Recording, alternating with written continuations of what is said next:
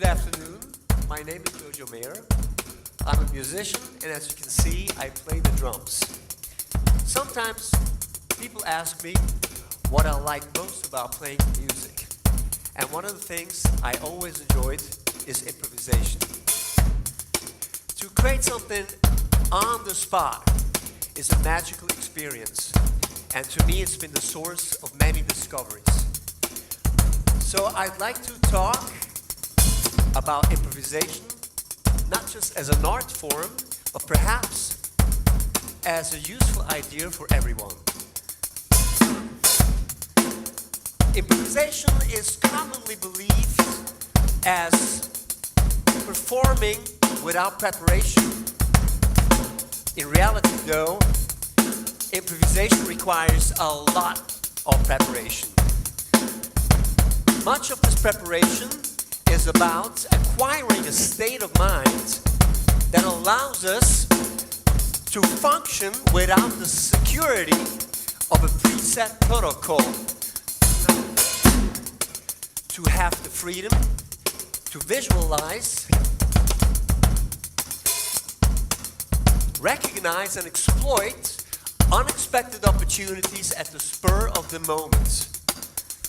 This idea has also created some negative connotations about improvisation because most of our lives are guarded by preset protocol.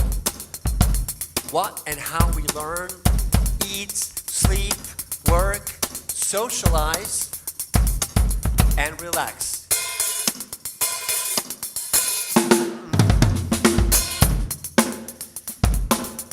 Most people only improvise when things don't go according to plan. And the results are usually regarded as being provisional and of lesser value.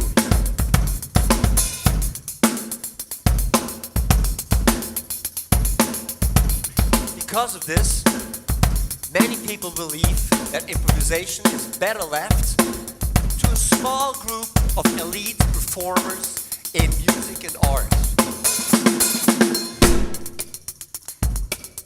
Improvisation can be challenging, but it's not the privilege of a chosen few.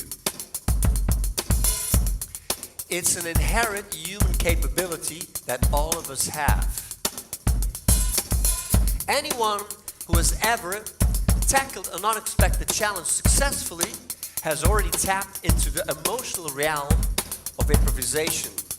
It's a deeply rewarding and connecting experience. It connects us with our present, future, and our past. As kids, we were master improvisers. We could freely roam, imagine, associate, and make sense of unlimited possibilities until we had to surrender to the restricting protocol of school and adult life. So let me pick up where we left off as kids and look at improvisation as a game.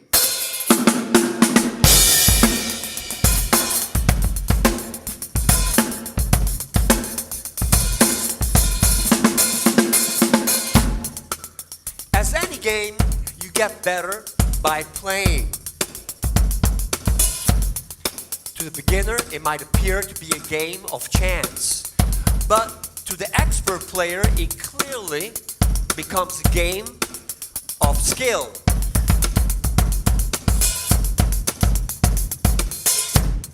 At the base of that skill is what I call framing. Framing is the awareness to understand what defines the era where improvisation happens. It's within that frame where we connect the dots to create a desirable outcome. For instance, when you have unexpected guests for dinner, The framing much more likely to include your kitchen than, let's say, the bicycle repair shop. Let me give you a very simple musical example of framing. Can you complete the following rhythmical sentence?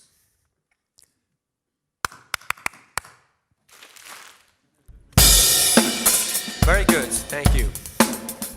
The framing here was a well-known musical cliché that allowed us to perform together without a rehearsal.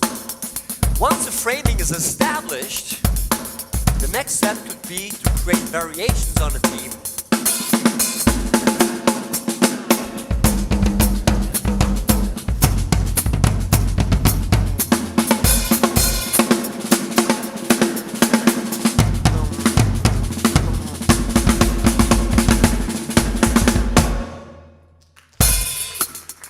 Next, if we increase the complexity of those variations, they could become something completely different.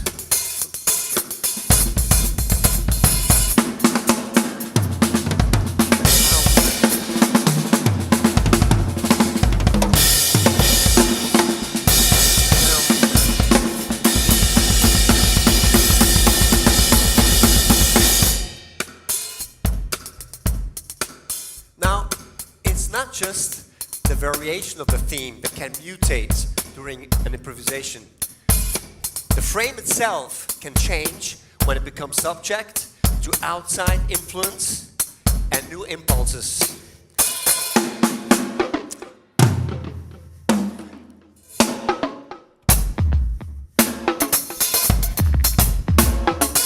When this happens, improvisation becomes real-time problem solving. A technique to create order from chaos.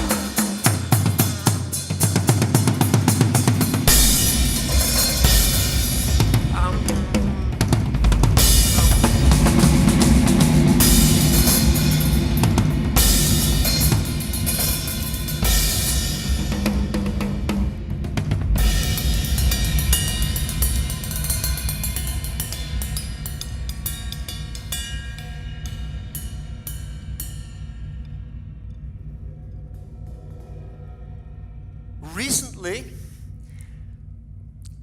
I started to perceive improvisation as a response to a new cultural challenge. The challenge of an increasingly unpredictable and fast-approaching future. A future where familiar and preset protocol could fail us. A future where effective planning might become more and more difficult, and improvisation might become more and more important instead. Ultimately, improvisation is going to be a part of the frontier that distinguishes humans from machines. I think today we have an opportunity not just to rediscover an ability we once had as kids, but the opportunity to refine and develop our ability to improvise as adults. An ability that allows us to encounter the unknown no longer as an enemy, but as an accomplice to our creativity, our growth, and our authentic lives. I think we have an opportunity to start playing, and possibly better than ever before. Thank you.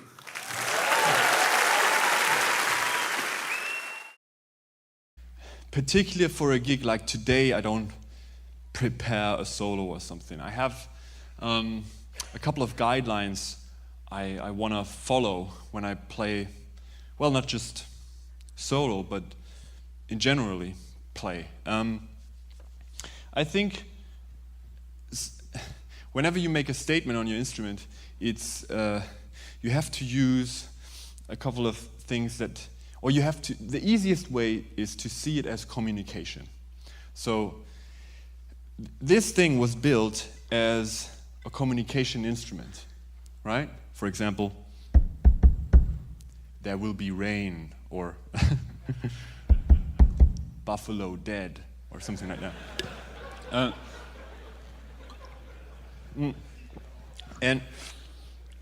And I think it's still used that way. So for me, it is still a communication device.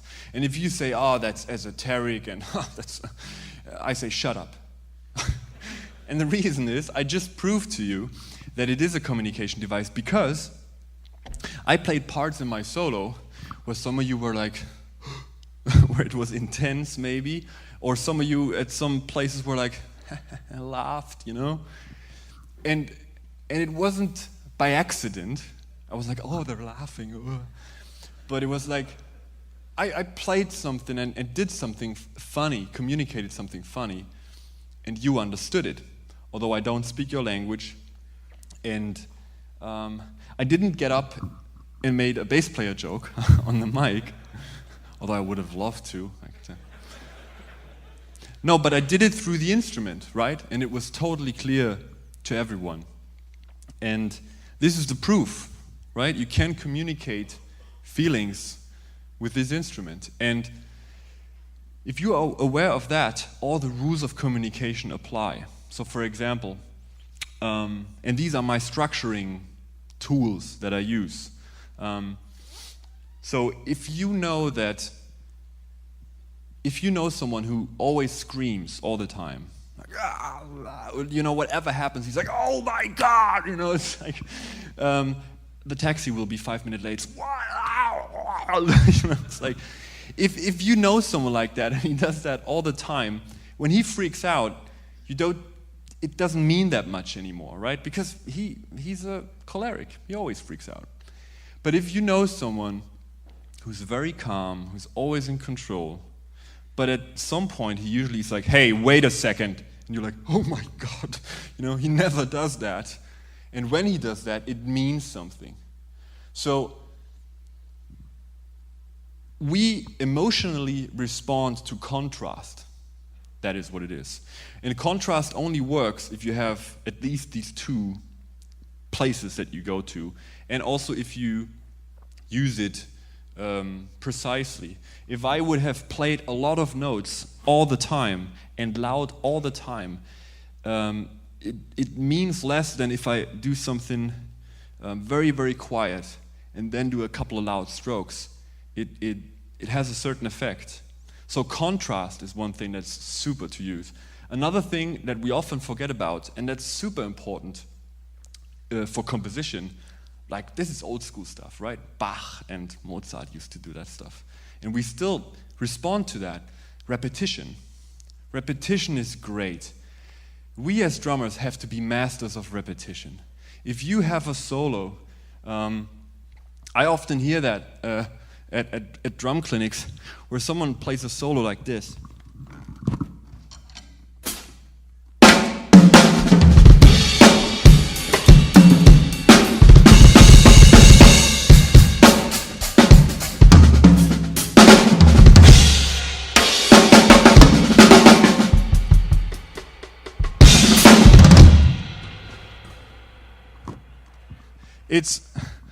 It's new ideas constantly.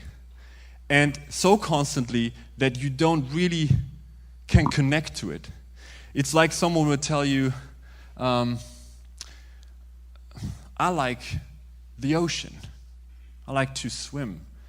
But I'm afraid of water. I never go near water. I like the mountains a lot. I love cars.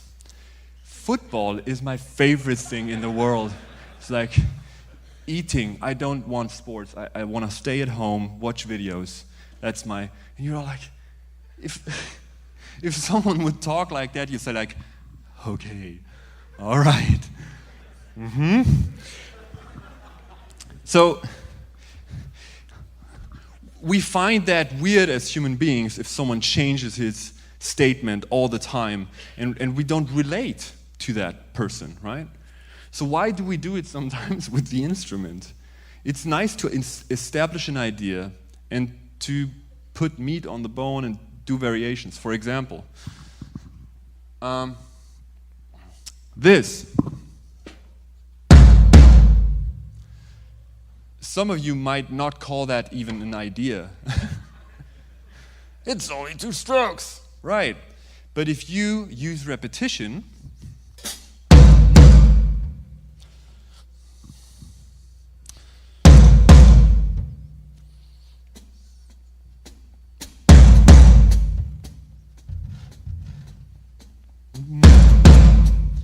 you created a phrase, and you created form, and you created time through repetition. So improvisation is not a constant flow of ideas. That's very important. Many people say, oh, I don't have enough ideas, I run out of ideas. With that idea, I can play for half an hour without any problem. If I use repetition and I use variation. So, for example, same phrase, right? More often repeated, right? Dum, dum, dum, dum. And here only. So I can create more tension if I make the phrase shorter. So at the end of a phrase, I could.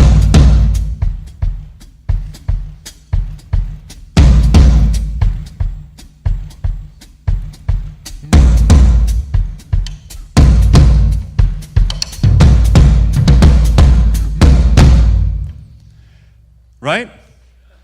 Super simple. See? And in the beginning you thought it's not even an idea. But if you can let all those rules that are in music, you can let them work for you. Right? If you use repetition, if you use variation. One thing would be tonal variation.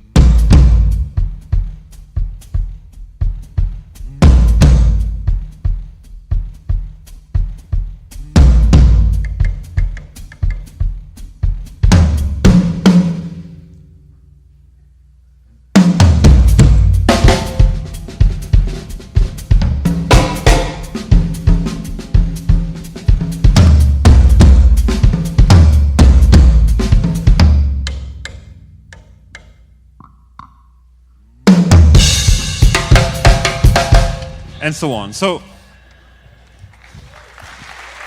yeah, everyone can do that, right?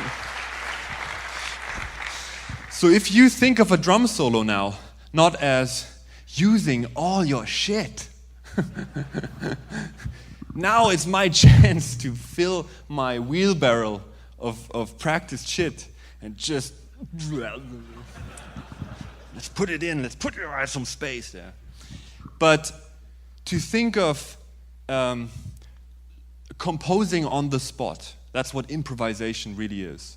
I think improvising, like to give it the respect that it deserves, it's really to improvise on the spot, to use form, to use contrast, to use dynamics, to use repetition.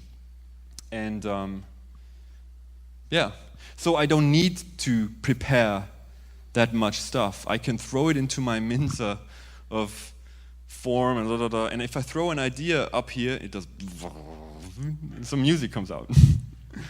And if you play it, and mistakes are great. If you repeat them, they become a composition. Right? So if you do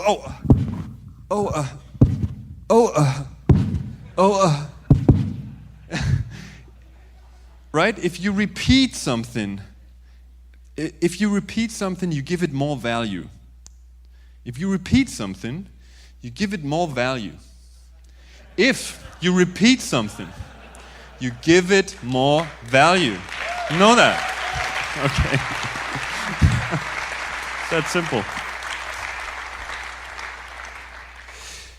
So, Yeah. But with that being said, I like a couple of ideas that I like to go to, that are just part of my repertoire, that I love to go there. It would be not honest if I would say like, I never played any of that stuff before. You know, it's like that's not how it goes, and that's not how you find things interesting.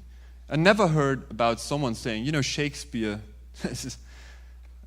I mean, actually, with Shakespeare, it sometimes works. But if you read a book, and someone asks you, how did you like the book? You say, it's boring. Why is it boring? Well, I mean, did you read the same book? And you're like, yeah, I liked it. Well, sorry, but he didn't use any new words in there. I knew every letter that he used. Sorry. Everything is stolen. That's not how we work, right? It's like how is where music happens, not the what. We focus so much on the what we play. This is the right groove for the song. Well, if the how you play it is weird, it's not going to sound good. That's why we are amazed why some people sound good with doom, but, and some not. What they play is the same thing. How he plays it, why he plays it. These are the 3 levels of musicianship, right? What you play, it's not that important as we always think. How you play it, very important. And why you play it. Why did you play that fill there? What is the purpose? Why did you say something to someone? That is important. How did you say what you say? Women are great at this. Men are not. It's like when you pick up your phone, it's like, hi. I said, what's wrong? I didn't say anything, right? But how you said it communicates a lot. It's the same with drumming. And if you say, I love you, it is something very powerful and nice. You can't go wrong with that, right? But if you say, yeah, I love you, it's the same. What you say is the same thing, but how you says it makes it an insult, almost. And it's the same with that. But I play the right cymbal pattern. It must be jazz. Ding, ting, ding, ting, ting. If it's played the wrong way, it's an insult, right? You know, now as we start to include these 4 tools, you know, where can we go? We can go anywhere, really. I'll try to now play a solo only using this idea. Just the 5-note idea. Just the 5 equidistant notes, and that's the rule. Anytime I go to play something, I have to play that. Okay. But you're going to change the dynamic, the rate, orchestration, and the phrasing. Yes, so fast forward 15 years of working on this stuff. Okay. No shortcuts. And now the computation is virtually silent in my mind. You know, when I first started working on this stuff, it's going to be really loud.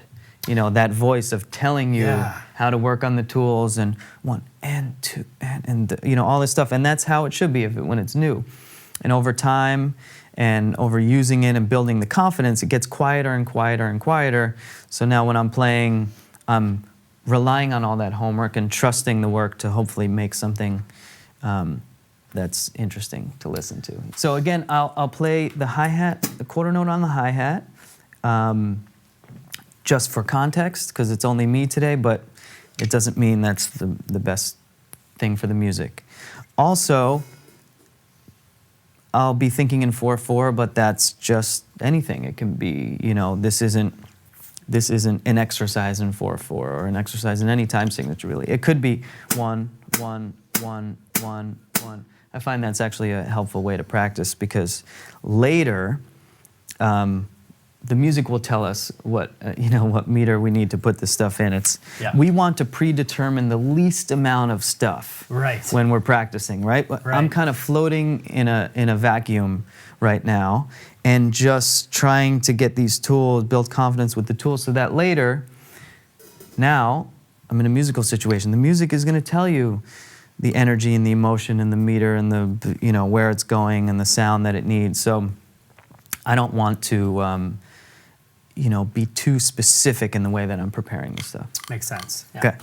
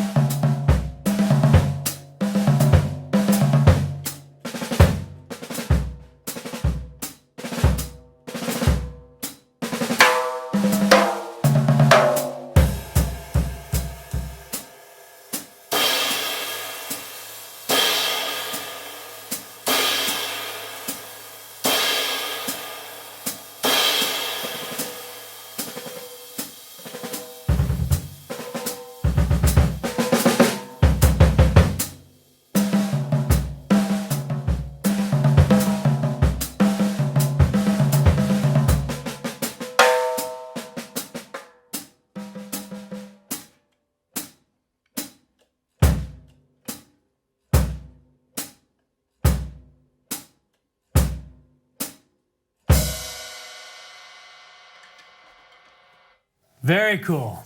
All using the 5 notes. I think so. Maybe once or twice. This is being quite professionally documented. So there might be a few instances where I cheated unintentionally with, you know, a 4-note idea or 6-note idea. But yeah, I love it. The whole time, Yeah. I was thinking about one thing the whole time, and it was that one idea. So this is still very much an exercise. Right. Okay? I don't think my rules would be so strict in a musical environment. Of course. But quite often, this is how I think, at least to start something. Mm-hmm. You know, when it's that feeling of like, okay, play. It's like, well, what do I play?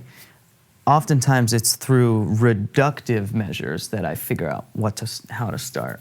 you know? Elaborate on that for a bit. So, for example, especially in an improvised situation, you know, it's like, okay, just play.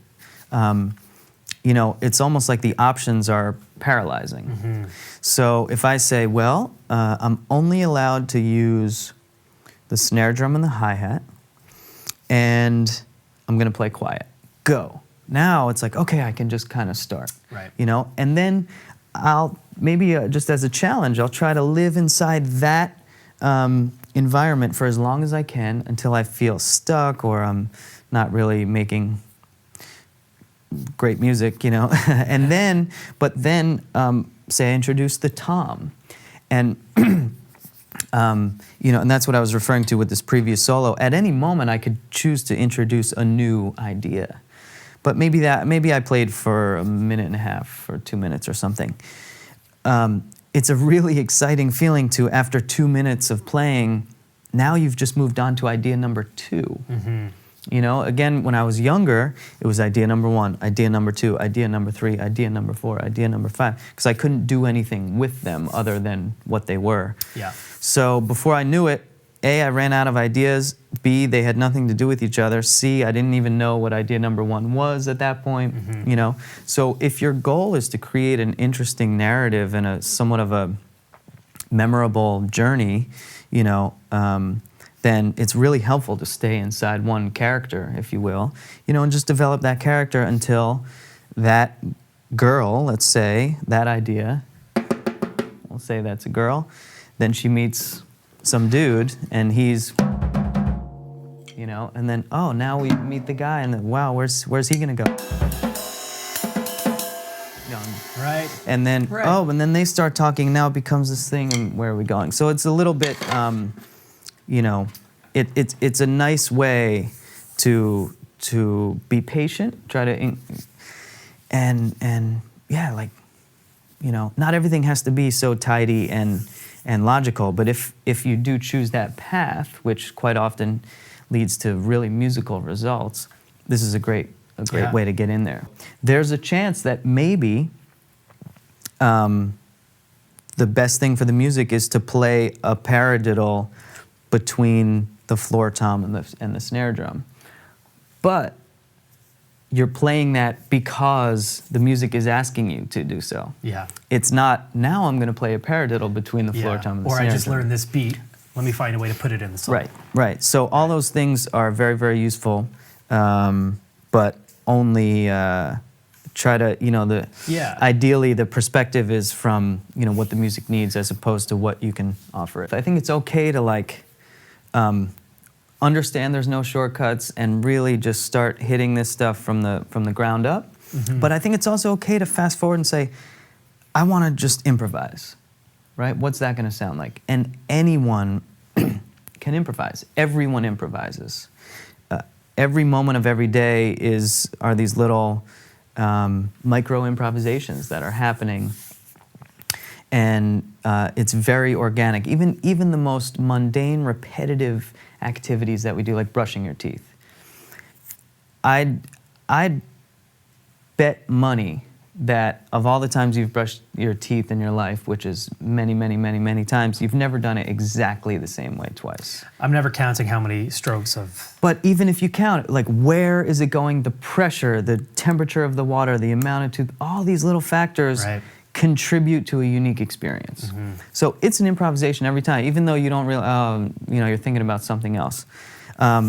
Driving is a great analogy, You cannot plan on exactly what you're going to do before you get in the car. You can have an idea, you're prepared. Yeah. I'm going to go to this street and make a left.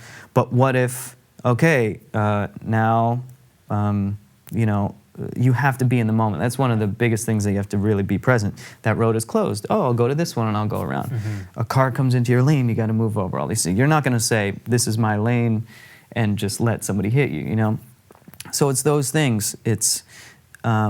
I love that. It's happening all the time. Yeah. But for some reason we sit down at the drums and we're like, I don't know, I can't improvise. I don't know what to do. Right. So I'd say, just as an experiment, go really exaggerate and take drastic measures and try to just make some noise. Mm-hmm. Even if you don't think of it as music, and you're like, I don't know theory, or I can't play good time.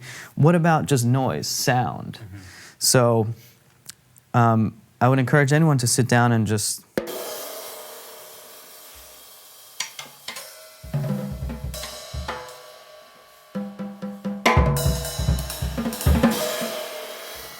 okay, now, what was that? Well, that could be someone dropping sticks from the ceiling and it's just random, or it could be a really heartfelt musical endeavor, And the intention is what differentiates the two.